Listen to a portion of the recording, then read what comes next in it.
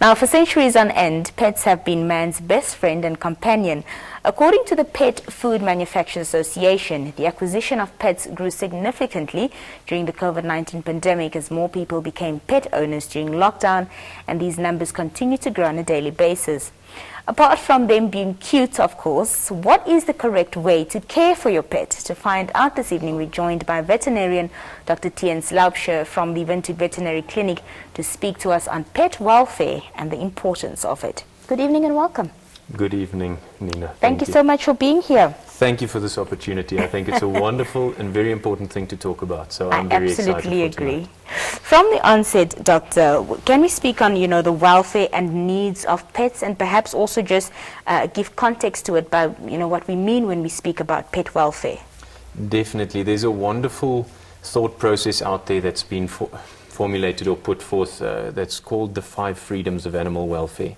Freedom from fear, freedom from discomfort, freedom from pain, freedom from hunger and thirst, and freedom to portray normal behavior. And that, I think, if we can wrap our minds around that as owners, we can really decide on an everyday basis if our pets are happy. Are they uncomfortable? Do they have good bedding? Are they fearful? Are they constantly afraid of us, hiding away from us, hiding from certain people? Pets have quite good intuitism, so they really read people well. Yeah. Are they hungry? Are they hungry because we're not feeding them, or are they hungry because they are sick? That is something to keep in mind. Are they in pain?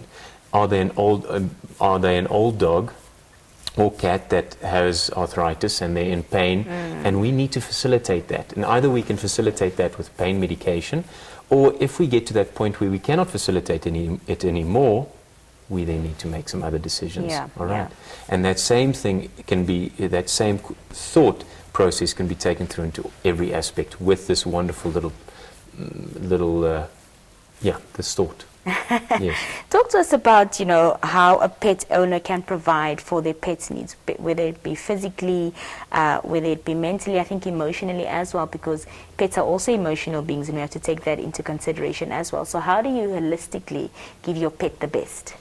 That's a very broad question, and I'm going to try and answer it to the best of my ability. We live with our pets every day, and some people are not specifically in tune with what their pets need. They have their pets just because the animal happened to be in their yard or happened to be in their house. And that can go for any type of household. The pet is just there. The pet just needs water and food to be there. And that is not really fair. When we look at specific breeds of dogs, some breeds need more stimulation than others. Some specific dogs in those breeds need more stimulation than others. A collie dog, which is used to running around or has been bred to run around sheep and herd them the whole day, you'll see that dog, for stimulation, constantly runs, and you'll even see wrong behavior or displacement behavior by them just licking the wall the whole time because they don't get stimulated enough. So informing ourselves before we get an animal is very important. Secondly, food is important, but not just any food. I think there's a massive difference between some types of mass-produced food, and especially mass-produced food that's been mass-produced. Dog food that's been mass-produced in backyards and so on. You often get that type of situation, and then food that is commercially available. There is a big difference, and even some commercially available foods versus others. And you will see that in the production of, it's a weird thought, but production of feces of your animal, when you have good quality food being fed and bad quality food being fed. That amount of the food being digested properly, you can see, oh my goodness, what I'm feeding is actually mostly being used up, and that is high quality food. The rest, you're actually paying double for, because you have to feed your animal double, whereas you could put that food towards a better quality food, or that money towards a better quality food. And speaking about money is part of your responsibility.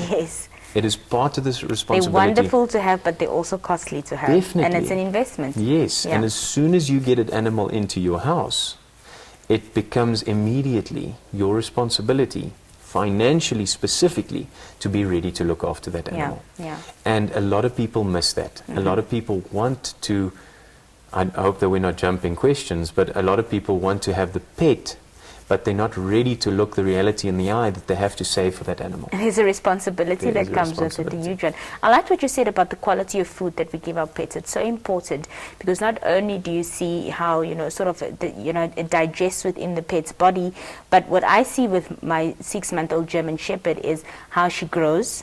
And how strong her teeth are getting, how good her pelt looks, it's Yes. shiny, and that all comes from the nutritious food that It we does. give her. It does. One thing I'm also curious about, Doctor, is are there any medical aid schemes in Namibia for our pets? I can gladly say yes, finally.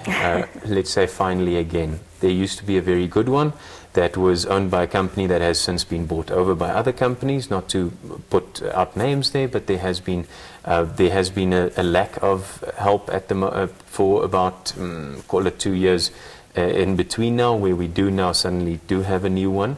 They are part of a bigger company.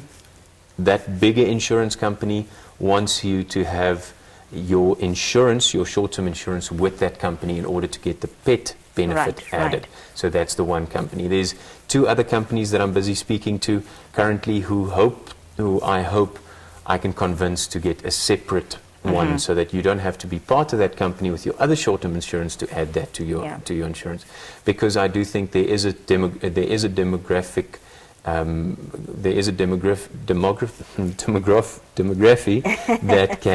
that need pet insurance, Yes. but not specifically have short-term insurance. Yeah, I believe yeah. that there is that there. 100%. So yes, there are opportunities out there, but you don't specifically need to use those people. Yes, insurance is good, but you don't specifically need to use those people.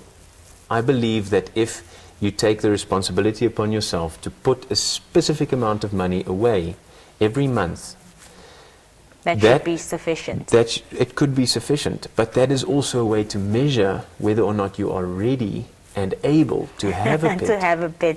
That's a good I one. personally only have one dog because I can look only after one dog. Yes. I can only put away, and this is my measure, is I believe that you need to be able to put away cash money or in a bank account specific for this dog, not for food and things. That can be Yes, extra. For your yes. German Shepherd, you're going to be looking at possibly about $2,000 a month just on food. Yes. Then we're not even talking about the rest The of health the aspect, exactly right. the medical aspect of it. And Well, there, Doctor, I believe. unfortunately, we're running out of time Okay, this very evening. quickly, $200 is what you need to be able to put away. Yeah. Yeah. At least. At least, yes, and put it away only for that medical medical payment. Doctor, thank you so much for your time. It was pleasure. lovely speaking to you. Thank you. Very good. Thank you very much.